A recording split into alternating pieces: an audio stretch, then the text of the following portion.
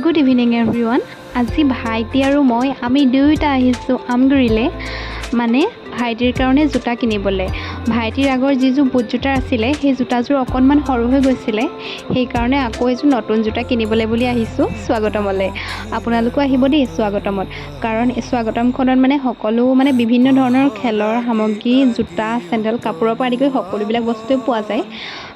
এইফালে ভাইটিয়ে পিন্ধি আছে জোতা, ইযোৰো পিন্ধিছে সিযোৰো পিন্ধিছে, মানে তাৰ হোৱাগৈ নাই, জোখত হোৱাগৈ নাই আৰু। পাছত বহুত গীতযোৰ চোৱাৰ পাছত এযোৰ লৈ আহিলোঁ আৰু তাৰ মাজৰে।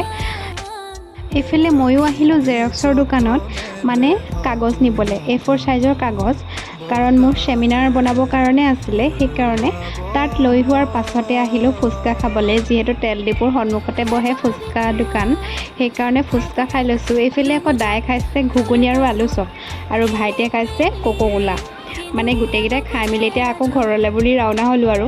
আজি যিহেতু আমাৰ ঘৰলৈ দাদাহঁত যাব, দাদাই ক'লে কি মুৰ্গী মাংস খাম বুলি, সেইকাৰণে মানে তিয়ঁহ, বেঙেনা আৰু নেমু, এইফালে ভেন্দি ফ্ৰাই, এইফালে হ'ল মুৰ্গী ড্ৰাই ফ্ৰাই কৰিছিলোঁ, আৰু আছিলে লগত ৰঙালাও আৰু দালি দি বনাইছিলে মায়ে, আৰু এইফালে আকৌ মই আলু, বিলাহী আৰু মুৰ্গী মাংস দি পিনি গ্ৰেভি কৰিছিলোঁ।